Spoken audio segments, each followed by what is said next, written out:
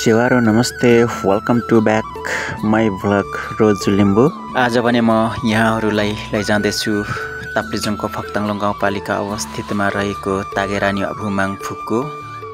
र यहाँ पुग्ने बेलामा एउटा गेट रहेको छ, लिम्बू तबेबुङ स्वयं परिवार भनेर लेखेको छ गेट बाहिर। र यसरी नै हामी मन्दिरभित्र प्रवेश गर्दैछौँ। र यहाँ देख्दै हुनुहुन्छ एकदमै सुन्दर र आकर्षक मन्दिर रहेको छ। यसरी नै हामी मन्दिरदेखि उकालो चढ्दैछौँ। र यहाँ देख्दै हुनुहुन्छ महागुरु फाल्गुनन्दको शालिग रहेको छ। शालिग भएकोदेखि म यहाँहरूलाई भ्यू देखाइरहेको छु।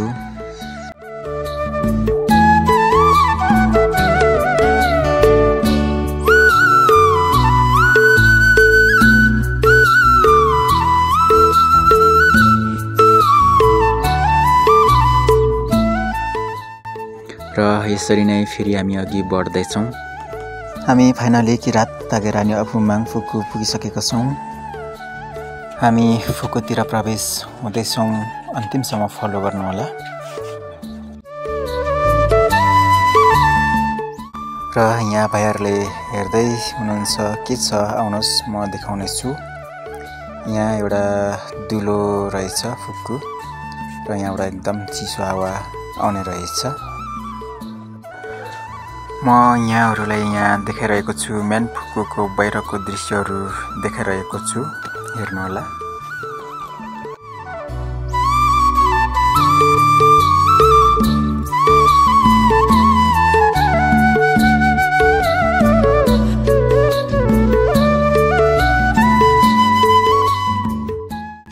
र हामी यसरी नै भित्र प्रवेश हुँदैछौँ।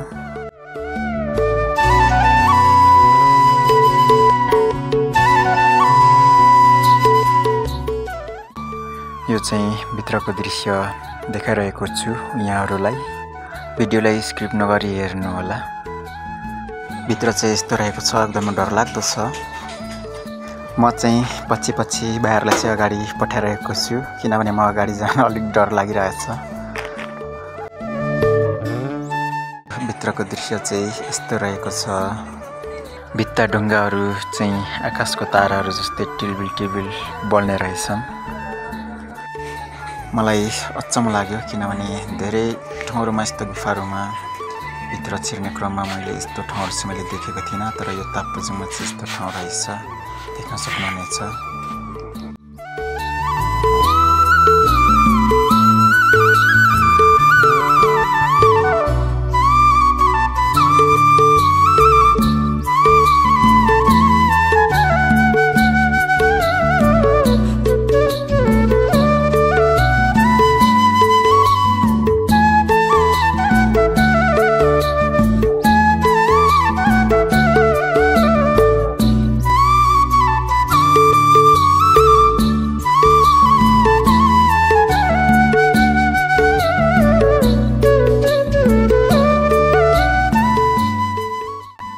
र यो फुक्कोभित्र चाहिँ केही तल पुगेपछि चाहिँ ठ्याक्कै मान्छे आँट्ने सानो दुलो मात्रै रहेछ।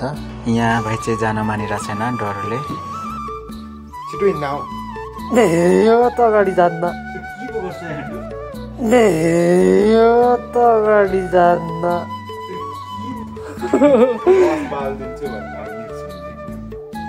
र यसरी नै हामी यो सानो दुलो हुँदै हामी भित्र छिर्दैछौँ।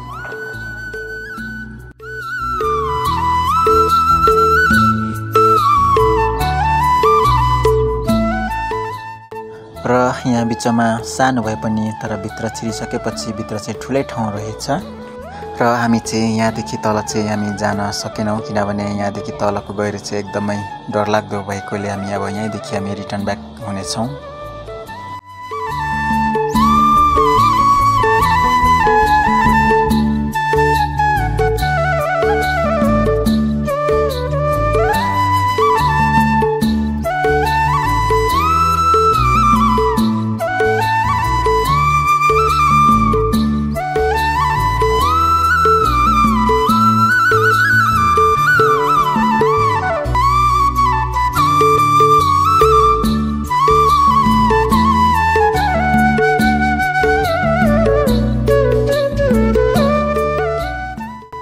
फाइनली हामी बाट निस्किसकेका छौँ र यो अन्तिममा देखिराख्नु भएको यो ठाउँहरू चाहिँ तापेथोक रहेको छ र यहाँहरूलाई यस्तै विभिन्न खालका भिडियोहरू हेर्न चाहनुहुन्छ भने रोजु लिम्बू युट्युब च्यानललाई लाइक तथा सेयर सब्स्क्राइब गर्न नभुल्नुहोला भन्दै आजलाई भिडियो यति नै।